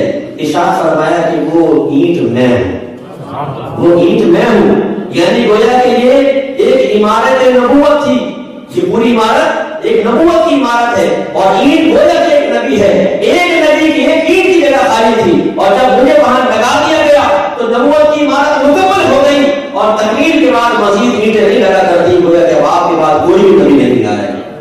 اور بس یہ آخری مسئلہ سمجھا کے میں اینڈ پہ لے کر آتا ہوں، ہمارے آقا صلی اللہ علیہ وسلم خاتم النبیین ہے، یعنی آپ کے بعد سلسلہ نبوت کا اختتام ہے، اور یہ خاتمیت جو ہے اختتام دو طرح کا ہوتا ہے، ایک خاتمیت زمانی کہلاتی ہے، ایک خاتمیت مرتبی کہلاتی ہے۔ خاتمیت زمانی کا مطلب یہ ہوتا ہے کہ آپ کے بعد کسی اور نبی کا زمانہ نہ آئے، سرکار کے بعد اب اور کوئی نبی نہیں آئے گا، جب نبی نہیں آئے گا تو نبی کا زمانہ بھی نہیں آئے گا، یہ خاتمیت زمانی ہے۔ اور ایک ہوتا ہے خاتمیت مرتبی۔ خاتمیت مرتبی کا مطلب یہ ہوگا کہ فرض کر لیں کوئی نبی بعد میں آئے تو وہ آ سکتا ہے، لیکن نبی ہمارے نبی کے مقام و مرتبے کا نہیں ہوگا، نچلے درجے کا ہوگا، ٹھیک ہے نا۔ خاتمیت مرتبی کا مطلب یہ ہے، ہم علماء اسلام متفق ہیں اس بات پر کہ جب میرے آقا صلی اللہ علیہ وسلم نے فرمایا کہ انا خاتم النبیین، میں تمام نبیوں کا اختتام کرنے والا ہوں، تو یہاں دونوں طرح کی خاتمیت مراد ہے، نہ سرکار کے مقام و مرتبے کا کوئی آ سکتا ہے اور نہ نبی آ سکتا ہے، سرکار کے بعد مقام و مرتبے کا اختتام ہو گیا، آپ سب سے افضل ہیں، آپ سے افضل کوئی نہیں آ سکتا، اور آپ آخری نبی میں آپ کے بعد کوئی نبی نہیں آ سکتا۔ لیکن بعض لوگوں نے اپنی کتاب میں لکھا کہ خاتمیت دو طرح کی ہے، ایک خاتمیت زمانی، ایک خاتمیت مرتبی، اور انہوں نے کہا کہ یہاں مراد خاتمیت مرتبی ہے، لہذا بالفرض اگر آپ کے بعد کوئی نیا نبی آ بھی جائے تو نبی کریم صلی اللہ علیہ وسلم کے مقام و مرتبے پر کوئی فرق نہیں پڑے گا۔ اس کو بعض ہمارے بیچارے نادان علماء نے کہا کہ یہ تو قضیہ فرضیہ ہے، یہ کہا ہے کہ اگر بالفرض کوئی نبی آ جائے اور قضیہ فرضیہ میں کوئی سخت حکم نہیں لگتا، قضیہ فرضیہ پہلے ایک عقیدہ رکھنے کے بعد قائم کیا گیا ہے۔ پہلے کہا گیا ہے خاتمیت مرتبی مراد ہے، خاتمیت مرتبی مراد ہے، یہ خاتمیت مرتبی مراد لینے سے واضح ہوا کہ لکھنے والا اس بات کا عقیدہ رکھتا ہے کہ نبی آ سکتا ہے، ہاں کے مقام کا نہیں آئے گا۔ اب اس بات کو قضیہ فرضیہ کہہ کے بیان کرے تو الگ بات ہے، لیکن عقیدے کے اظہار تو اسی سے ہو چکا ہے، جو مانتا ہے کہ اس کا نبی آ سکتا ہے، اور یہ عقیدہ کفر ہے یاد رکھیں۔ ہمارے آقا صلی اللہ علیہ وسلم کے بعد کوئی نبی نہیں آ سکتا، نہ کوئی آپ کے مقام و مرتبے کا آ سکتا ہے، سرکار کے مقام و مرتبے کا تو بہت دور کی بات۔ جب آخری زمانے میں عیسیٰ علیہ السلام تشریف لائیں گے تو بحیثیت امتی کی تشریف لائیں گے، بحیثیت نبی کے نہیں، لیکن ایسا نہیں کہ آپ کی نبوت سلب ہو جائے گی، نبوت کا زوال کبھی نہیں ہو سکتا ہے، آپ کا وصف نبوت قائم رہے گا، لیکن آپ امتی کی حیثیت سے آئیں گے۔ یہی وجہ ہے کہ جب میرے سرکار کے شہزادے امام مہدی رضی اللہ تعالیٰ عنہ آپ کے ساتھ دمشق کی مسجد میں جمع ہوں گے اور حضرت امام مہدی کہے کہ حضور آپ نماز پڑھائیں، تو عیسیٰ علیہ السلام فرمائیں کہ نہیں، آج آپ امامت کریں گے، میں آپ کے پیچھے کھڑا ہوں۔ سبحان اللہ۔ ورنہ نبی امامت کا زیادہ حقدار ہوتا ہے، معلوم ہوا کہ امتی کی حیثیت سے آئیں گے، اور امام مہدی رضی اللہ تعالیٰ عنہ بحیثیت امتی کے آپ کے آگے کھڑے ہو گئے، اس سے ثابت ہوتا ہے کہ بعض فضیلت و کمال ایسی ہوگی جو وقت طور پر امام مہدی رضی اللہ تعالیٰ عنہ حاصل ہوگی اور آپ آگے کھڑے ہوں گے۔ تو آل رسول کا ایک فرق بعض حوالوں سے ایک بعد میں آنے والے نبی سے امتی ہونے کی حیثیت سے آگے بڑھ جائے تو بھی میرے آقا کا مقام و مرتبہ تو کیا ہوگا۔ تو اس لیے یاد رکھیے کہ اب اس کے بعد کوئی نبی نہیں آ سکتا، جو اس عقیدے کو رکھے کہ آپ کے بعد کوئی نبی آ سکتا ہے وہ دائرہ اسلام سے خارج ہو جائے گا۔ تو مبارک ہو آپ کو کہ اللہ تبارک و تعالیٰ نے ہمیں ایک ایسے نبی کی امت میں پیدا فرمایا ہے جو نبی تمام نبیوں سے افضل ہے، اور اسے جس کو نسبت ہو جاتی ہے یاد رکھیں وہ بھی سب سے افضل ہو جاتا ہے۔ آپ کے دونوں صاحبزادے امام حسن حسین رضی اللہ تعالیٰ عنہما جو نواسے ہیں، ایک سرکار کو اپنے بیٹے قرار دیتے ہیں، کیا وہ بہت خوبصورت تھے؟ کیا وہ قداوت تھے؟ کیا افراد قوت بہت زیادہ تھی؟ اس وجہ سے میرے آقا نے فرمایا کہ یہ جنتی نوجوانوں کے سردار ہوں گے؟ نہیں، اس لیے کہ وہ میرے آقا کے شہزادے ہیں، آپ سرکار سے نسبت رکھنے والے ہیں۔ میرے سرکار نے فرمایا میری بیٹی فاطمہ تمام عورتوں کی سردار ہے، کیوں؟ تقویٰ پرہیزگاری وغیرہ کی وجہ سے، میرے سرکار کی وجہ سے۔ تو جب یہ آپ کے اہل خاندان آپ کی نسبت کی وجہ سے فضیلت پا رہے ہیں، یاد رکھیے کہ پھر آپ اور میں بھی سرکار کی نسبت سے فضیلت پائیں گے، اور آخر میں ہمارا مقام و مرتبہ سب سے زیادہ ہوگا۔ اور آخر میں سے دو جملے کہہ کے اپنا بیان ختم کرتا ہوں کہ جب اتنا افضل نبی ہو، نبی تو نبی ہی ہے، عام آدمی سے تو ہر نبی افضل ہے نا، لیکن جب اس نبی کی باری آئے جو تمام نبیوں سے بھی افضل ہو، اور پھر وہ ہمیں کچھ حکم ارشاد فرمائے اور پھر ہم اطاعت سے منہ موڑے، یہ بڑی قابل توجہ بات ہے۔ ایک سطحی قسم کا عالم ہے، ایک ان سے اعلیٰ درجے کے عالم ہے، ایک ان سے بڑے عالم ہیں، ایک ورلڈ وائڈ بہت بڑے عالم ہیں، تمام کے مقام و مرتبے میں فرق ہے۔ جو سب سے نیچے درجے کے عالم ہیں یہ بھی ہمارے سر کے تاج ہے، العلماء ورثۃ الانبیاء، علماء نبیوں کے وارث ہیں، لیکن جو اعلیٰ مرتبے کے عالم دین ہیں ان کا حکم ٹالے تو بھی برا، ان کا حکم ٹالے تو اور زیادہ برا۔ تو نبی کی نافرمانی کرے تو برا، اور نبیوں کے سردار کی نافرمانی کی جائے تو کس قدر برا ہوگا۔ تو میں بار بار ہر جگہ تقریباً یہ بات سمجھاتا ہوں کہ اس کو ذرا غور کیجیے۔ اگر کوئی ہمارے نبی کی شان میں گستاخی کرے ہمیں غصہ آتا ہے کہ یہ بے ادب گستاخ، کوئی کارٹون بنائے ہم کہتے ہیں بے ادب گستاخ، اور آنا چاہیے کہ ایمان کا معاملہ ہے۔ اگر غصہ نہ آئے تو سمجھ لیں کہ پھر آپ کے دل میں مرض ہے۔ کوئی ہمارے نبی کی شان میں گستاخی کرے غصہ نہ آئے کیسے نہیں ہو، کیسے ہو سکتا ہے؟ لیکن اس غصے کو کس طریقے سے ظاہر کرنا ہے اس کی طرح اس میں حکمت اختیار کرنے کی ضرورت ہے، آنا چاہیے۔ لیکن سوال یہ پیدا ہوتا ہے کہ ایک محاسبانہ نظر ذرا اپنے اعمال و افعال کی طرف بھی کریں اور غور کریں کہ خدا نہ خواستہ نادانستہ طور پر میں بھی نبی کریم کی بے ادبی میں مبتلا تو نہیں ہو رہا، کسی جہت سے نہ چاہتے ہوئے لاشعوری کے عالم میں کوئی گستاخی تو نہیں کر رہا تسلسل کے ساتھ۔ وہ میں آپ کو سمجھا دیتا ہوں آسان الفاظ میں۔ اگر آپ شادی شدہ ہیں، آپ کی بیوی کہنا نہ مانے، آپ سے بدتمیزیاں کرے، آپ جو کام کریں اس کو رد کر دیں، یہ بیوی ادب والی ہے کہ بے ادب؟ گستاخ ہے کہ فرما بردار؟ اگر آپ کا بیٹا کہنا نہ مانے تو، اگر استاد کا شاگرد کہنا نہ مانے تو، اگر مرید اپنے پیر کا کہنا نہ مانے تو، عوام اگر عالم کا کہنا نہ مانے تو، بے ادبی گستاخی کا پہلو ہے یا نہیں ہے؟ اگر آپ مالک ہیں اپنے امپلائی سے کہتے ہیں کام کرو، بولتا میں نہیں کرتا ہوں، کوئی بے ادبی گستاخی کا پہلو ہے کہ نہیں؟ اور جو سید الانبیاء کا کہنا نہ مانے تو سرکار حکم فرمائے اور ہم ہیلے بہانے کریں، غلامی رسول کا دعویٰ کریں، اور جب سرکار کو حکم ارشاد فرمائے تو ہم کہیں سرکار ایک منٹ ٹھہریے، پہلے بیوی سے تو پوچھ لوں، پہلے بچوں کی مرضی تو معلوم کر لوں، پہلے دوستوں کو تو راضی کر لوں، دنیا کو تو دیکھ لوں کہ آپ کا کہنا مانے گا، اور اگر ان کی طرف سے اجازت نہیں ملے گی تو غلامی کا دعویٰ کرتا رہوں گا، لیکن آپ کا کہنا نہیں مانوں گا، اپنا حکم اپنے پاس رکھیے۔ کیا اس میں کوئی گستاخی کا پہلو نہیں ہے؟ کوئی بے ادبی کا کوئی پہلو نہیں ہے؟ ذرا سوچنا چاہیے کہ جس نبی کے لیے غلامی کا دعویٰ کر رہے ہیں وہ نبی حکم ارشاد فرمائے اور ہم ہیلے بہانے کریں۔ ہم نے اپنے دین کو سپر مارکیٹ بنا لیا ہے کہ سپر مارکیٹ میں ٹرالی لے کے گھسو، جس شوکیس سے جو چیز پسند آئے ڈالی، جو پسند نہ آئی چھوڑی اور باہر نکل آئے، بل لیا، پیسے دیے اور گھر پہنچ گئے۔ بھائی یہ دین ہے، یہ نبی کریم صلی اللہ علیہ وسلم کی بارگاہ ہے، سپر مارکیٹ نہیں ہے۔ اللہ تعالیٰ نے فرمایا یا ایھا الذین آمنوا ادخلوا فی السلم کافۃ، اے ایمان والو اسلام میں پورے پورے داخل ہو جاؤ، یہاں چوائس نہیں ہے، یہی امتحان ہے۔ سرکار نے ارشاد فرمایا تم میں سے کوئی اس وقت تک کامل ایمان والا نہیں ہو سکتا جب تک کہ میں تمہارے والد، تمہاری اولاد اور تمام لوگوں سے زیادہ پیارا نہ ہو جاؤں۔ سب سے زیادہ پیار ہونے کی علامت کیا ہے؟ ہمارے علماء نے فرمایا یہ علامت ہے کہ اگر ایک طرف سرکار کا حکم ہو، دوسری طرف ماں باپ کا حکم ہو، ٹکرا رہا ہو تو انسان اپنے ماں باپ کے حکم کو چھوڑ دے، اپنے نبی کا کہنا مانے۔ دوست کچھ کہہ رہے ہیں، نبی کچھ کہہ رہے ہیں، نبی کا کہنا مانے، دوستوں کی دوستی کو چھوڑ دے۔ بیوی کچھ کہہ رہی ہے، سرکار کچھ کہہ رہے ہیں، سرکار زندہ باد، سرکار کا حکم زندہ باد، بیوی مردہ باد، وہ بیوی جو سرکار کے حکم کے خلاف چل رہی۔ یہ ہے امتحان۔ ہم نے دین کو خالی نام پر معبود کر دیا ہے، سجاوٹ کے بعد سمجھتے ہیں کہ ہم نبی سے محبت کرنے والے ہیں۔ ہاں یہ اظہار محبت کے طریقے ضرور ہیں، لیکن اصل امتحان ہوتا ہے جب سرکار کے حکم کے سامنے مخلوق کھڑی ہوتی ہے، اس وقت امتحان ہوتا ہے۔ آپ کس طرف جاتے ہو؟ صحابہ کرام اس امتحان میں پورے اترے۔ میرے سرکار نے اعلان نبوت فرمایا، خاندان ایک طرف، برادری ایک طرف، بڑے ایک طرف، چھوٹے ایک طرف، بیوی بچے ایک طرف، اور سرکار کا دعوت ایک طرف۔ صحابہ کرام نے پرواہ نہیں کی، باپ ناراض ہو، ماں ناراض ہو، خاندان چھوڑے، نقصان ہو جائے، لیکن سرکار کا دامن نہیں چھوڑے گا۔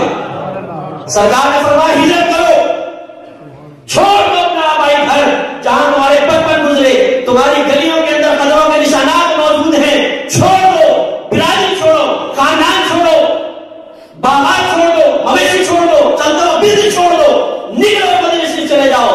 صحابہ کرام نے جواب یہ نہیں کہا، رسول ماں سے پوچھ لو، ابا سے تو پوچھ لو، یا رسول اللہ برادری کو بھی تو دیکھنا پڑتا ہے، یا رسول اللہ برادری کو بھی نبھانا پڑتا ہے، بہن کے خاندان کا معاملہ ہے، بہن کے سسرال کا معاملہ ہے، جی بہنوئی کا معاملہ ہے، ماما ناراض ہو جائے گا، چاچا ناراض ہو جائے گا، پرانے دوست ناراض ہو جائیں گے۔ نہیں، صحابہ کرام نے محبت کے امتحان میں پورا اترتے ہوئے سب کو چھوڑ دیا، سرکار کے دامن سے لپٹ کر خالی ہاتھ مدینہ منورہ۔ غزوہ بدر ہے، غزوہ بدر ہے۔